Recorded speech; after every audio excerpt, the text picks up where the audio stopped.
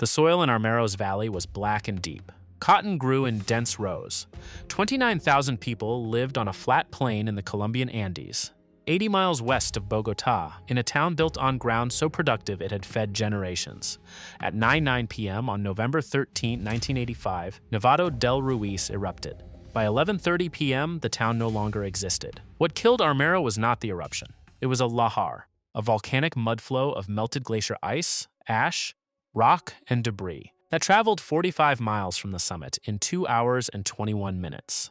That is enough time to evacuate every resident on foot. The distance to high ground was less than half a mile in most directions. Nobody gave the order.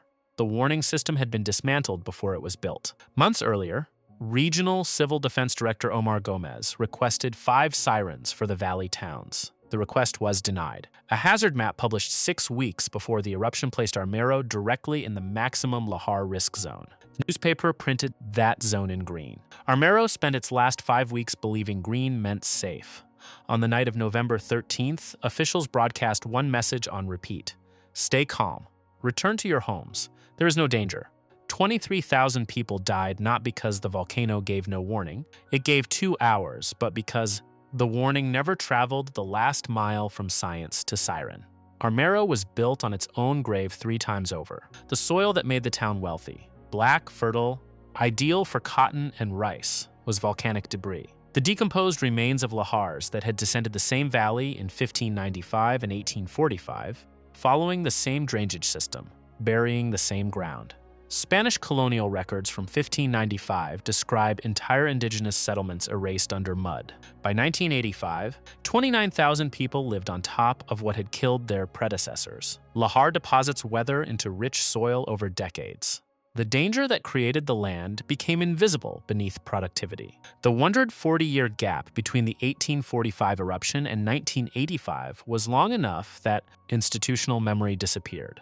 Oral history failed. The landscape, flat, green, dense with crops, gave no indication of what lay beneath it or what had made it. Nevado del Ruiz is a stratovolcano on the Pacific Ring of Fire, sitting at the northern end of the Andes in Tolima Department. At 17,457 feet, its summit carries a glacier system covering approximately 10 square miles. Active magma beneath thick ice creates optimal conditions for lahar generation. Eruptions melt ice rapidly, producing enormous volumes of water that mix with volcanic debris and descend the mountain's drainage systems as fast-moving slurry.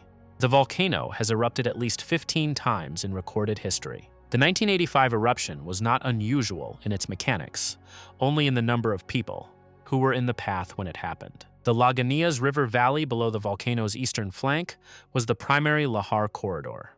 The valley narrows through a canyon section before opening onto a broad alluvial plain, the same plain where Armero was built. In the 1595 eruption, lahars descended this corridor and buried indigenous Paz communities on the valley floor. The 1845 event followed the identical path, killing approximately 1,000 people in and around the predecessor settlement. Both times, the mud dried, the soil enriched, and people returned. The town that existed in 1985 had been rebuilt on the evidence of its own predecessor's destruction without recognizing it as evidence. The town sat at the exact confluence where multiple lahar channels historically merged and spread across the valley floor. This topography maximized both flow depth and lateral coverage. There was no natural high ground nearby except a small cemetery hill 16 feet above the plain. It was also geometrically optimal for burial. The interval between the 1845 event and 1985, 140 years, was long enough that the pattern had no living witnesses, no institutional memory, and no trace in local governance. The soil was rich because the last disaster had been forgotten completely. For nearly a year before the eruption, Nevado del Ruiz produced a continuous record of precursor activity. In December 1984, seismic monitoring stations recorded earthquake swarms beneath the volcano, indicating magma movement at depth. By January 1985, fumaroles, volcanic gas vents, appeared on the summit. Sulfur odor was reported in nearby villages. The glacier began melting visibly. Thermal anomalies were detected by satellite. On September 11, 1985, a minor phreatic eruption occurred. Phreatic eruptions are steam-driven explosions triggered when rising magma contacts groundwater or ice. Ash fell across the region. The magma system was actively interacting with the ice cap. In Geominas, the Colombian Institute of Geological and Mining Research began intensive monitoring in March 1985. Geologists installed seismometers, measured gas emissions, and tracked ground deformation. By October, the data was unambiguous. The volcano was entering an eruptive phase, lahars were the primary threat, and Armero was directly in the historical flow path. Reports were filed with national and regional authorities. Geologist Marta Calvache, part of the Geominas field team, later testified that by early November, the team knew an eruption could happen at any moment and that Armero faced maximum danger. The knowledge existed. It was documented. It was communicated upward through official channels. Transmission failed. Information moved from scientific report to authority, but not from authority to the valley floor. The gap was not geological. It was institutional. Fumaroles do not appear quietly. Earthquake swarms are measurable. The September phreatic eruption sent ash into the sky over populated towns. The mountain was not concealing its condition. The scientists recorded it accurately. The officials received the reports. The valley floor was told to stay calm. Omar Gomez was the regional civil defense director for Tolima. In the months leading up to November 13th, he requested 5 outdoor warning sirens to be installed in valley towns within the lahar risk zone, including Armero. The request was denied. According to later testimony, Gomez was told directly, "Do not talk about this. People will be frightened." The concern was not safety. It was panic, economic disruption, and political image. In October 1985, Gomez attended a public meeting in Armero to discuss evacuation planning. Local landowners and businessmen interrupted and shouted him down. Their argument was economic. Talk of danger would depress property values, harm the cotton industry, and create unnecessary fear. Armero was the economic hub of the Lagunillas Valley.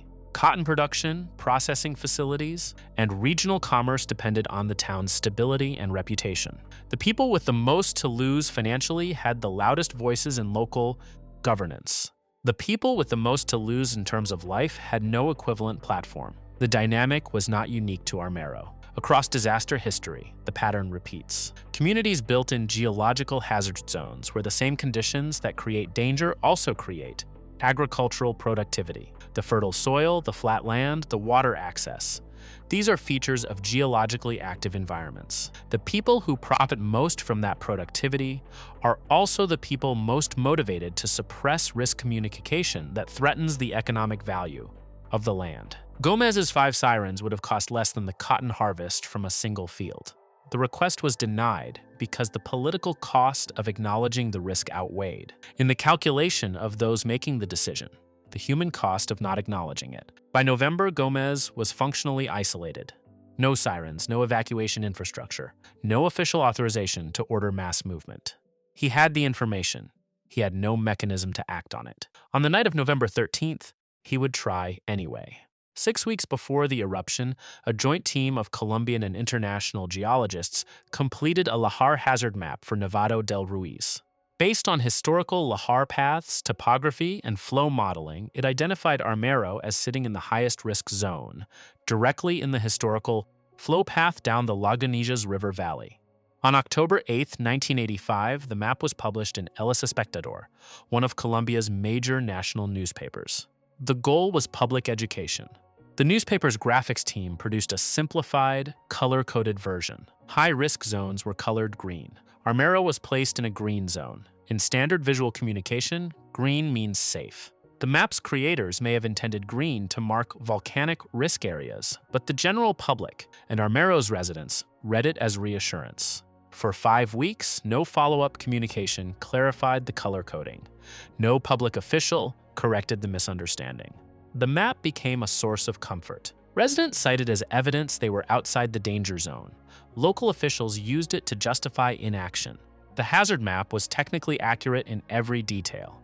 The risk zones were correctly delineated. The flow paths matched geological evidence. What failed was translation, the conversion of a sound technical document into public comprehension. In risk communication, the color coding of a hazard map is not a secondary design decision. It is the primary message most people receive. The text, the contours, the probability ranges. Most readers do not process these. They process the color. Green is safe. Red is danger. This is not a cultural variable. It is consistent across virtually every visual system these residents had ever encountered. By assigning green to the highest risk zone, the newspaper's graphics team produced a document that functioned as the inverse of its intent. A lahar hazard map placed in the hands of people who read its highest risk zone as safe is not a warning. Armero spent its final 5 weeks alive reading the most accurate scientific document about its destruction, as a promise that the mountain would not reach them. At 3 p.m. on November 13th, a small eruption began. Ash fell on Armero and surrounding towns. Residents called local authorities and radio stations. They were told, "No immediate danger, remain calm."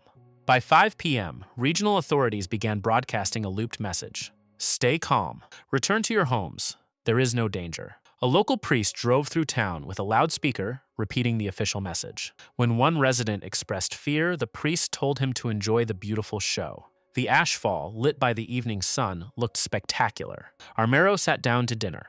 Families ate. Children did homework. Television sets were on. At 9 p.m., the main eruption began. Pyroclastic flows, superheated clouds of gas, ash, and rock, cascaded down the summit at speeds over 60 miles per hour, at temperatures exceeding 1,400 degrees Fahrenheit. The flows swept across the glacier. Roughly 10% of the ice cap melted almost instantly, releasing millions of gallons of water in minutes. The meltwater mixed with volcanic ash, fragmented rock, and soil. The mass thickened as it descended. A lahar is not a flood. It is a non-Newtonian fluid, a mixture so dense with suspended solids that it behaves like wet concrete in motion. Density approximately twice that of water, thick enough to carry boulders weighing several tons. The flow funneled into the narrow Lagunitas River Canyon, where constriction caused it to surge past 100 feet high, scraping the walls clean and dragging trees and boulders as it traveled. At 9:30 p.m., in Geomanus, field geologists transmitted an evacuation warning to regional civil defense. Evacuate the valley now. A severe storm in the highlands knocked out power lines. Telephone lines went dead. Radio channels fell silent. The warning did not reach Armero. At 10:20 p.m., Omar Gomez, the same man who had been denied 5 sirens, the same man who had been shouted down in Armero 2 months earlier, reached several radio stations on the western slope by phone and personally asked each one to broadcast an evacuation warning. Some did. Armero's radios were already off the air. At 11:30 p.m., the lahar broke out of the canyon and spread across the valley floor. From 9 p.m. to 11:30 p.m., 141 minutes. The distance to high ground was less than half a mile in most directions. The communication network collapsed in the window between the eruption and the lahar's arrival, and the window closed in silence. The lahar's temperature was still elevated when it reached the valley floor, not hot enough to boil water on contact, but warm enough to scald. Survivors reported the mud felt thick and sticky, resistant to movement, cementing around anything it touched. It would harden to the consistency of poorly mixed concrete. Within days, it would require jackhammers to excavate. Before the main mass arrived, a wave of displaced river water hit Armero. Clear, normal floodwater, ankle deep. Residents climbed onto tables and chairs. Some believed the worst had passed. Minutes later, the lahar arrived.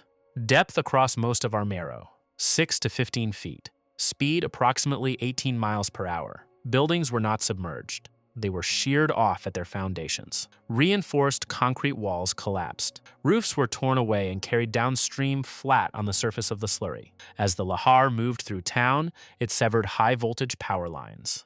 Transformers exploded. Electrical arcs flashed across the surface of the slurry in short-duration discharges between live conductors and conductive mud. Survivors outside the main flow zone described the lahar as glowing, lit intermittently by the dying electrical grid.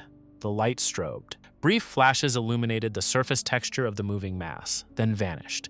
The sound was not like water. Survivors described a low, continuous mechanical roar punctuated by sharper impacts when boulders collided or structures collapsed into the flow. No turbulence, no splashing. The lahar moved as a coherent mass. A radio operator, stationed in a building on slightly elevated ground, maintained transmission until the lahar reached his location, his final broadcast. "Señores, vino el agua." Gentlemen, the water came for us. The signal cut mid-sentence. The lahar moved through central Armero in approximately 6 minutes. What had been a street grid visible in pre-eruption aerial photographs became a flat expanse of gray-brown mud. Buildings filled to window level with compacted material, most structures reduced to foundation slabs. The cotton processing facilities, steel-framed industrial buildings, were flattened. The central plaza, the church, the municipal offices, the school, gone. The lahar continued down the valley, spreading and slowing, depositing its load across a floodplain 30 miles downstream. But Armero sat at the point of maximum energy, where the canyon compressed flow first spread and decelerated, releasing the kinetic energy accumulated over 45 miles of descent. Fernando Angarita, 31 years old, grabbed a tree when the lahar hit. The tree snapped at its base and was swept into the flow. Because the lahar was denser than water and a human body is less dense than the mixture, Angarita floated on the surface. He was carried nearly 4 miles, slammed repeatedly into boulders, metal fragments, and shattered beams. When the flow slowed enough for him to crawl out, he had 16 broken bones in his face and jaw, severe lacerations, and hypothermia. He survived because the lahar's density kept him above it. Omaira Sanchez, 13 years old, was pinned from the waist down under collapsed concrete and compacted mud when rescuers reached her the next morning. She was conscious, calm, and able to speak. They could not free her. Her legs were trapped beneath a collapsed brick wall and her aunt's body. Freeing her required heavy machinery. Machinery would have sunk into the surrounding mud field. Amputation was considered. There were no medical supplies and no anesthesia, and she would likely have bled out before transport. The mud continued to compact. Omaira remained trapped for 60 hours, visible, accessible, surrounded by rescuers and journalists, broadcast on live television. She died of gangrene and hypothermia on November 16th, still in place. Her death was not unique. Thousands died the same way, trapped, visible, unreachable. What made her case different was documentation. The lahar does not kill quickly. It traps, holds, and hardens around the living. The mechanics of burial were visible in real time for 60 hours, while cameras recorded her face. After the lahar passed, one of the few concentrations of survivors appeared at Loma de la Cruz, the town cemetery, sitting on the pre-Columbian burial mound 16 feet above the valley floor. When the flow reached the base of the hill, its density caused it to behave hydraulically. The mass split around the elevation and reconverged downstream, leaving a low-velocity pocket on the downslope side. Rescue helicopters found hundreds of survivors there the following morning, sitting among the graves, most of them silent. The hill had deflected the same flow that had erased the town below. 16 feet of elevation, less than 1 flight of stairs, was the physical margin between the cemetery and central Armero. The dead had sheltered the living. The same hill could have sheltered 23,000 people. The walking distance from the town center was under half a mile. Armero was not destroyed by a volcano. The geology was predictable. Nevado del Ruiz had demonstrated its behavior twice before, in 1595 and 1845, using the same path and the same mechanics. The 1985 eruption followed the pattern exactly. The only surprise was that anyone was still there when it arrived. The science was complete. Ingemina's geologists documented the precursor signals for nearly a year. The September phreatic eruption was a public demonstration that magma was interacting with ice. By early November, the scientific team knew an eruption could happen at any moment. The reports were filed. The warning system was dismantled before it was built. Gomez requested 5 sirens and was told not to speak of danger. The hazard map was printed in green. The town spent 5 weeks reading green as safety. On November 13th, the warning traveled partway. Field geologists transmitted an evacuation alert at 9:30 p.m. A storm knocked out power lines. Gomez reached radio stations at 10:20 p.m. Armero's radios were already silent. The lahar arrived at 11:30 p.m. 141 minutes, enough time to walk every resident to the cemetery hill 16 feet above the valley floor. The message never got through. What killed 23,000 people was not volcanic unpredictability. It was the space between the warning that existed and the people it never reached. 5 sirens denied. A color choice that inverted the map's meaning. A communication network that collapsed in the one window it was needed. Economic interest, political image, and the bureaucratic habit of reassurance held that safe space open until the lahar filled it. Armero is still there. The mud hardened. Vegetation returned. The plain is flat and green again. the soil rich with the same volcanic material that buried the town. The cemetery at Loma de la Cruz still rises 16 feet above the valley floor, the margin that saved hundreds and could have saved thousands. The graves shelter no one now. The town beneath them is gone.